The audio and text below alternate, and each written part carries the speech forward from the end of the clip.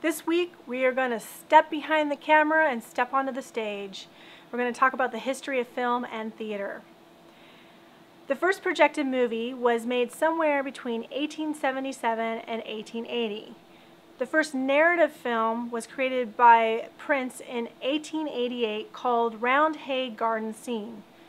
And then on December 28, 1895 in Paris, the Lumiere brothers aired the first silent film before a live audience about a train.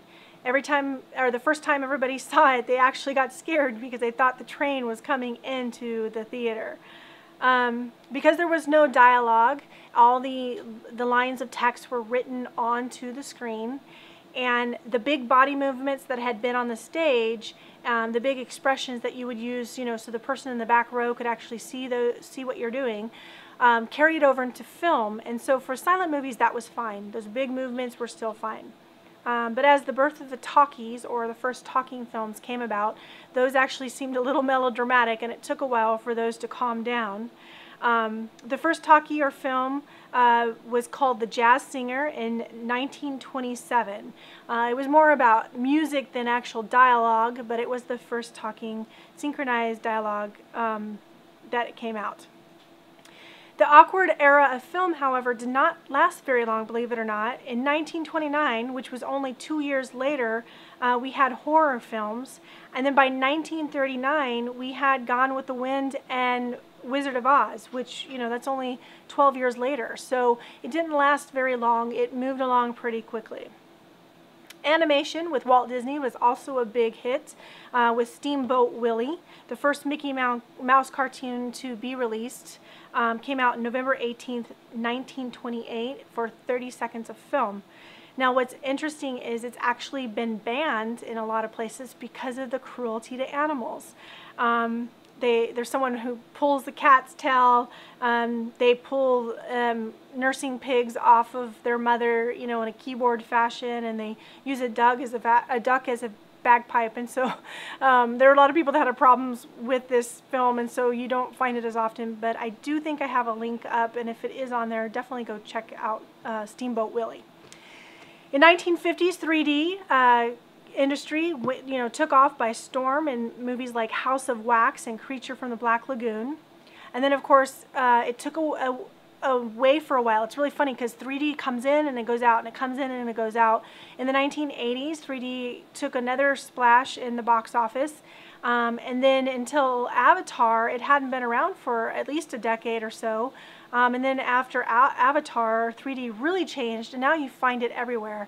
So it'll be kind of interesting to see if it's just a fad again, or if it's going to go away again like it does often, or if it'll stick around for a while.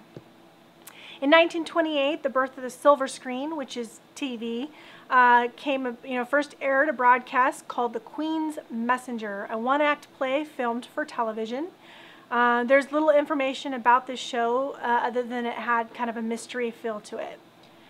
Due to technical limitations and the size of the television viewing screens, sometimes only part of the actor could be seen. So kind of interesting, coming off of the era of silent films and going into a TV. Commercials in television were a big form of advertising even back in the 1940s, not unlike today. Brand names were put throughout TV shows just like they are today. In the 1950s, one genre actually came out of commercials, and that was the soap opera. Soap opera was meant to sell housewives soap. So they would have these little places throughout the show where they would have soap commercials for the housewife, and it's kind of interesting because they're still on the air many, many years later. The first game show to be aired was The Spelling Bee in 1938. And of course, it's gone on to shows like Jeopardy, The Match Game, Let's Make a Deal, and The Dating Game. And then there was the talk show, which began in 1947, and one of the most famous talk show hosts ever, Johnny Carson.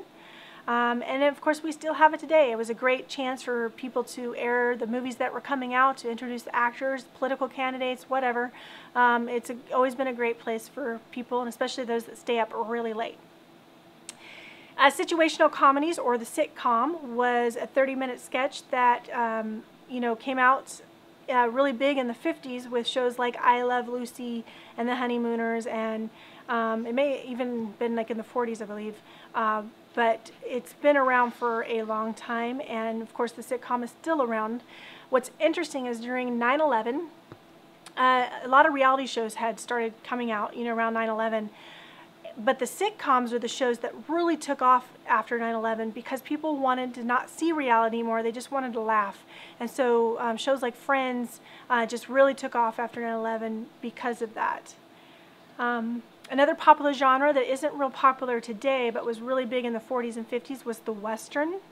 And then the detective and police shows have been around since ancient civilization literature. People just really love themselves a mystery. And so, in the 1950s, they had like Dragnet and M Squad and the Untouchables. And of course, today they have, as many people say, almost every other show on TV is a cop show. Medical shows have been around since the 1960s, but they really took off in the 1970s with shows like MASH. Other shows have done fairly well, such as Doogie Howser, MD, ER, and of course Scrubs. So that's been around for a while. And then another genre, children's programming. Back when I was a kid, Saturday morning cartoons. That was one of the best things that you would do, is go watch Saturday morning cartoons. Nowadays they have a Cartoon Network, so people don't really do that anymore. But in the 1950s, they aired the first TV show for children, and they had shows like Animal Clinic and Acrobat Ranch, and then of course later on Howdy Doody. And then another genre is reality TV. I kind of touched on that for a second. That actually got really big with MTV's Real World in the 1980s. Believe it or not, though, it's been around even way before that. But it's really big now, of course. Okay, so we're going to switch gears really quickly. I'm going to talk about theater for just a second, and then I will get you out of here. Here's the big difference between film and theater. Film has a broader audience, where theater has a live and limited audience.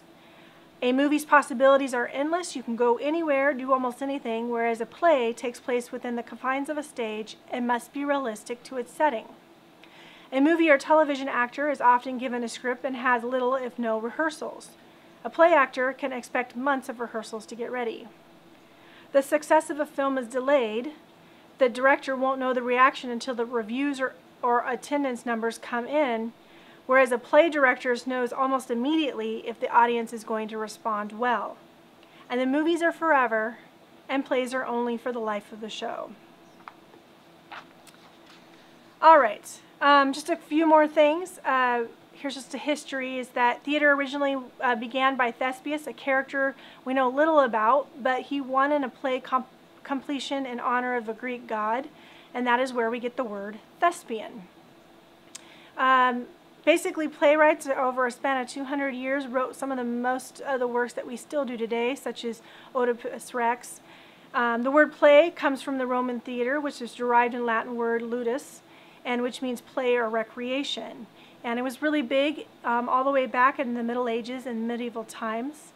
And the passion plays and miracle plays about Christ and the crucifixion were really accepted in theater. And then, of course, in the Renaissance, that's when, theater started to really take off, but in the church it was considered heresy, and they did not want anything to do with it for a while. And with a lot of the plagues that were happening within the era at that time, it affected theater goers and stuff, and the churches would actually say that that was part of the reason. In the 16th and 17th centuries, it turned around though when William Shakespeare came onto the scene and really played up to the monarchy, and so stuff really took off from then. Well, that's just a little tidbit of information. Like I said, there's no way I could cover it all in this small amount of time, but I hope that you will enjoy watching your movie and seeing your play for your reviews. God bless, and have a great week.